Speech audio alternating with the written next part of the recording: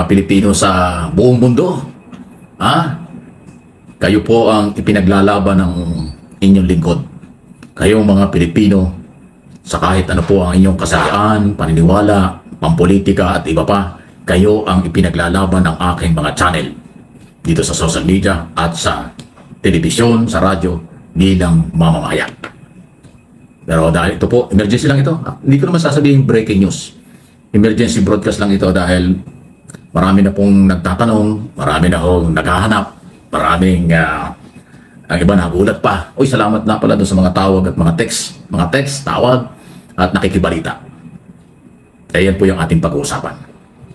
Ngayong biglaan na ating broadcast. Ayan, talaga lang. Pero smile tayo. Kaya talaga may mga pagsubok talaga. Pero ito po ang totoo. Prinsipyo, paniniwala, pagmamahal sa bayan, pagmamahal sa pera ng bayan, pagmamahal sa gobyerno, at bilang pagsuporta ko from day one kay Pangulong Marcos.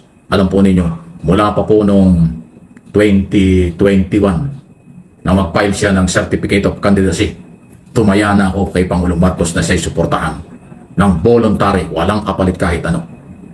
Hanggang sa kampanya, hanggang sa matapos, at ngayong presidente siya ng halos mahigit ng 3 taon.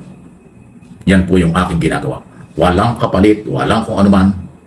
Voluntary akong tumutulong sa radyo, telebisyon, at sa social media, sa aking mga channel. Mike Aby Opinions channel ito, at yung MA Pinoy TV yung kabila. Yan po ay dahil sa pagmamalasakit ko sa ating administrasyon at sa Pangulo. Pero ito po ang nangyari. Hindi na po ako pinayagan at madalit sabi, umalis na po ako sa PTV4, People's Television, Office of the President, at IBC 13, kasama ng ang Radyo Pilipinas, under ng Presidential Communication Office. Si PCO Secretary Dave Gomez po ang ayaw na or nagpatigil, ang tamang nagpatigil, ayaw niya sa Mike Aby Live. Dalit sabi, yung PCO, Office of the President, na si Acting Secretary Dave Gomez, ang dahilan po kung bakit hindi na ninyo ako makapanood sa Channel 4. Ayaw niya yung aking pagsasabi ng totoo. Ayaw niya yung aking format kung paano ko ini-expose ang mga problema ng ating bansa. Yan po ang totoo. Okay? Alam po ninyo kung bakit ko sinasabi ito. Kahapon, ito sa aking programa, Mike Aby Live, alas 9 yan hanggang alas 10 araw-araw. 3 taon na. Anniversary po ngayon, 3 years anniversary ngayong araw na ito. Ang Mike Aby Live sa telebisyon. Kahapon po, in-expose ko yung mga katiwalian. Kasi tumusuporta ko kay Pangulong Marcos tulad ng sinabi ko.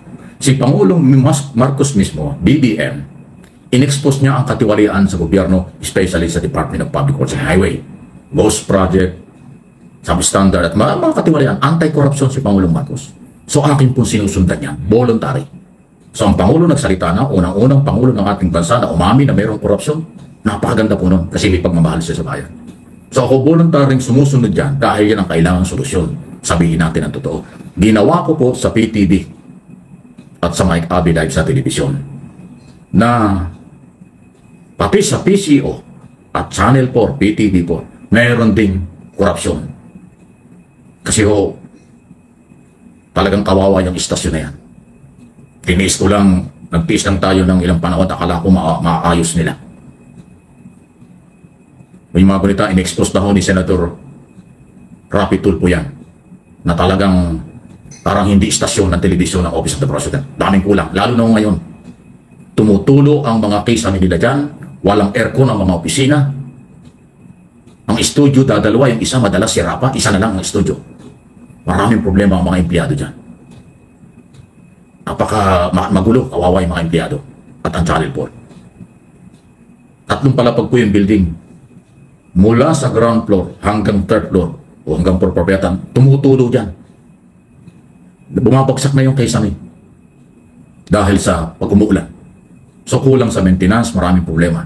Pero bakit nakakaganon? Nasaan ang pera ng pang-maintenance ng kailang opisina? Bakit laging walang aircon? Kung may aircon man, laging napakainit sa studio. Kung yung mapapansin, ako pa nandyan pa eh. Nagpapaypay ako habang kasi talaga hindi ko matiis ang init. Eh siyempre, nakakontentay tayo dahil television tapos walang aircon. Para tayo magbubroadcast ng matino.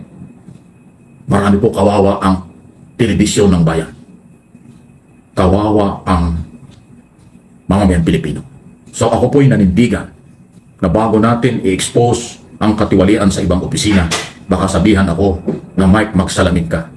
May problema rin sa PCO, may problema rin sa Channel 4. Kaya yun naman ang aking ginawa. Inuuna ko na sabihin may korupsyon, may kapabayaan, may problema sa PCO. Bago ko sana isunod ang iba pang mga opisina na may problema dahil ang gusto ng Pangulo, i-expose siya. Kaya nga siya naglabas ng isumbong mo sa Pangulo. Hindi lang yan flood control program.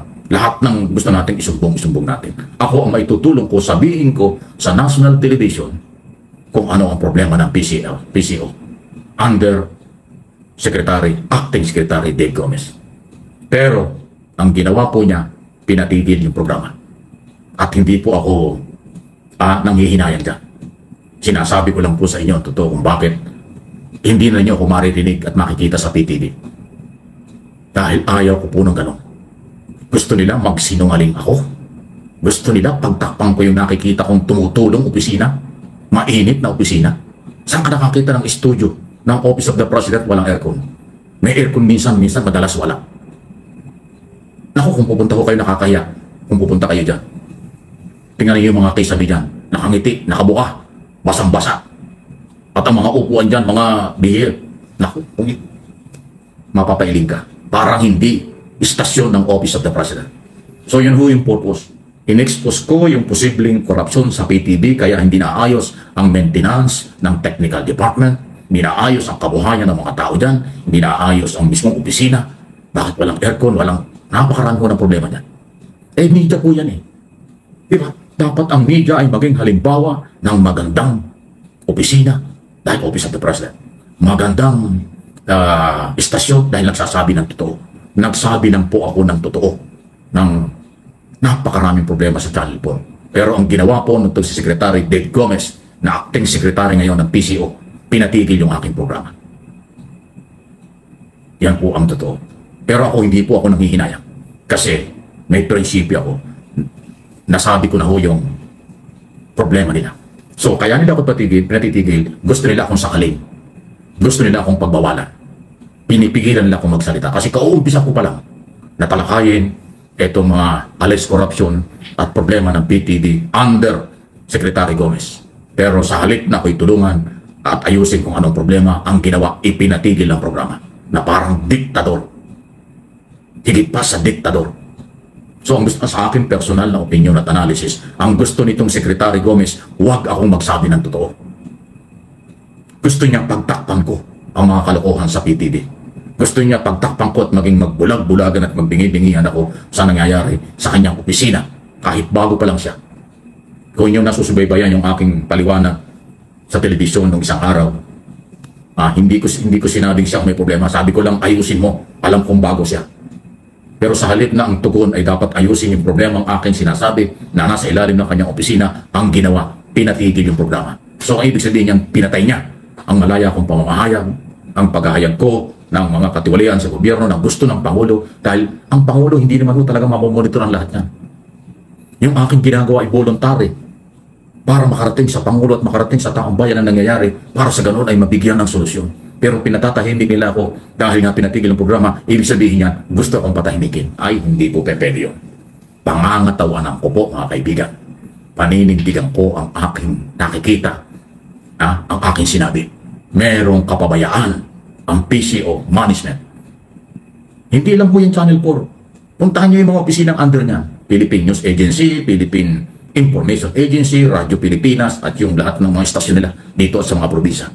Kawawang kalagayan nila kumpara sa mga private station, private company. Pero dapat hindi ganoon. Dapat mataas ang standard ng communication ng Office of the President. Kasi nga, Office of the President. Magpunta kayo sa iba't ibang bansa sa mundo na ating ginagalawan. Na kontrolado ng gobyerno ang television at radio station, wala kayong makikitang palpak. Napakalinis ng opisina nila, maganda yung building, air condition 24 hours, at maayos ang communication, maayos din ang sweldo at kita ng mga tao. Maganda ho ang patakaran.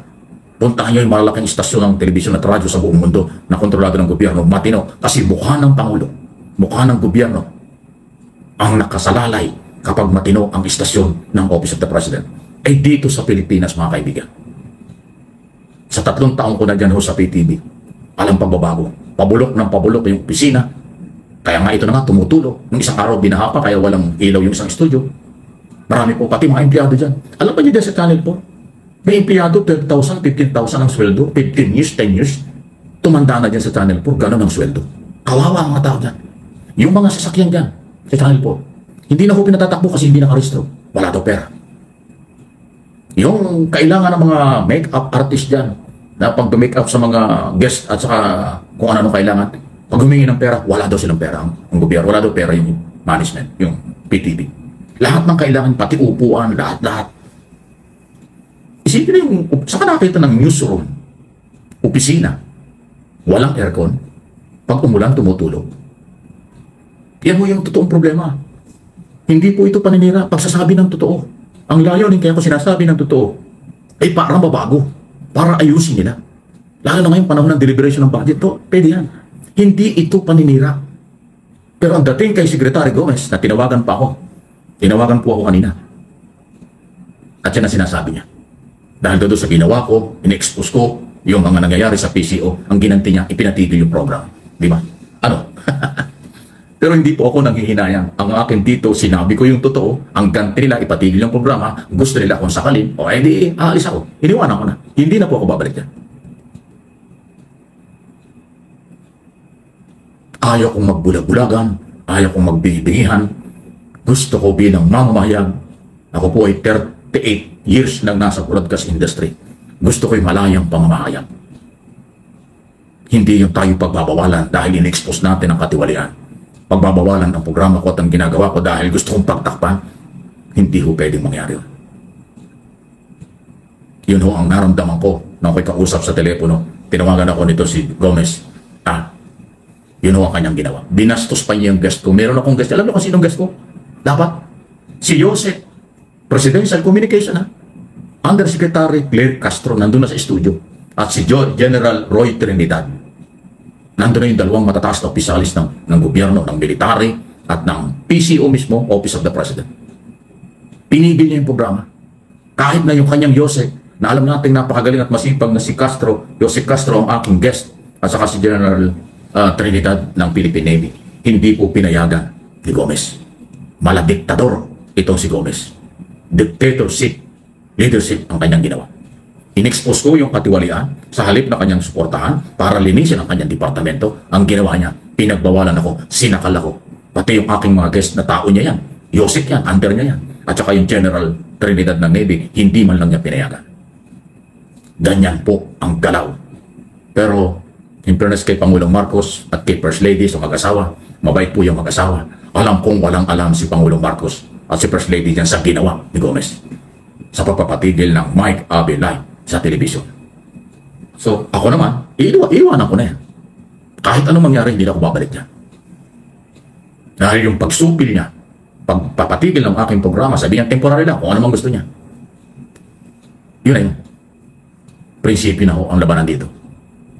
Yung aking pagsasabi ng totoo, ang kapalit ay ipatigil yung programa ko, hindi ko pinagsisisihan. Hindi ko kailanman pagsisisihan ang ginawa kong pag-expose ng katiwalian sa PTV, yung under ng PCO ni Secretary Gomez.